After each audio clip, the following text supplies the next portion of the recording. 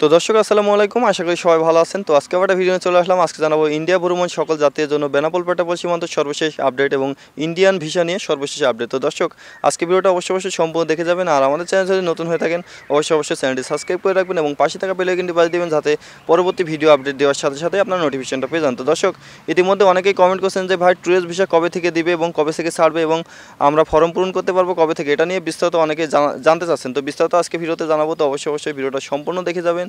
আর প্রথমত বলে রাখি, যারা ইন্ডিয়া ভ্রমণ করতে যাচ্ছেন ইতিমধ্যে অনেকেই একটাই প্রশ্ন যে ভাই ট্যুরিস্ট ভিসার মেয়াদ থাকলে আমরা ইন্ডিয়াতে যেতে পারবো কিনা, এটা নিয়ে বিস্তারিত আপনাদের জানাবো। তো ভিডিওটা অবশ্যই সম্পূর্ণ দেখতে থাকুন।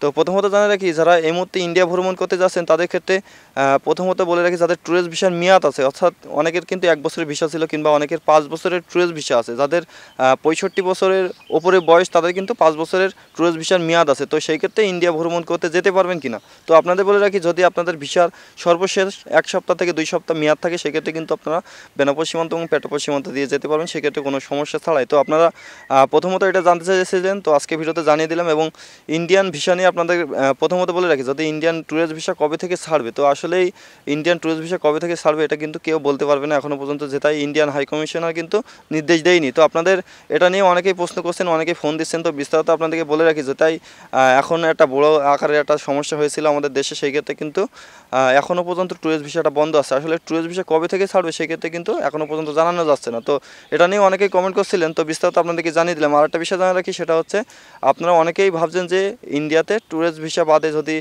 মেডিকেল ভিসা লাগায় ইন্ডিয়াতে যাওয়া হয় সেক্ষেত্রে কোনো সমস্যা হবে কিনা। তো আপনাদের প্রথমত জানা রাখি, যদি আপনাদের ডাক্তারের অ্যাপয়েন্টমেন্ট কিংবা বিভিন্ন যে কাগজপাতি লাগে সেই কাগজপাতি যদি আপনাদের থেকে থাকে সেক্ষেত্রে আপনারা ভিসা করে ইন্ডিয়াতে যাবেন কোনো সমস্যা ছাড়াই। তো এটা নিয়ে অনেকের প্রশ্ন করেছিলেন, তো বিস্তারিত আপনাদেরকে জানিয়ে দিলাম। আর যদি আপনাদের কিছু জানা থাকে তো ভিডিও ডিসক্রিপশনের নাম্বার দেওয়া আছে, চাইলে ওখান থেকে যোগাযোগ করতে পারেন কিংবা ভিডিওর কমেন্ট বক্সে কমেন্ট করতে পারেন যে কোনো বিষয় নিয়ে। তো আপনাদের প্রথমত জানা রাখি আরেকটা বিষয়, যেটা হচ্ছে বেনাপোল সীমান্ত এবং পেটাপোল সীমান্ত সর্বশেষ আপডেট কি, এটা অনেকেই জানতে চান।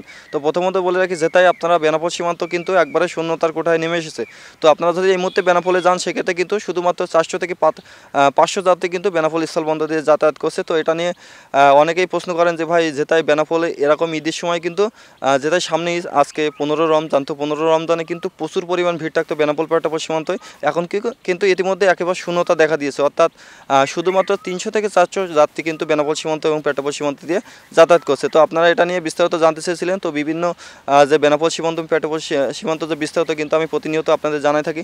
তো অবশ্যই যারা এখনও ভিডিওতে লাইক করেন অবশ্যই একটা লাইক করে যাবেন। তো আজকে ভিডিওটাই পর্যন্তই, সবাই ভালো থাকবেন, সুস্থ থাকবেন, দেখা হবে নতুন কোনো আপডেট নিয়ে, নতুন কোনো ভিডিও নিয়ে। খোদা হাফেজ।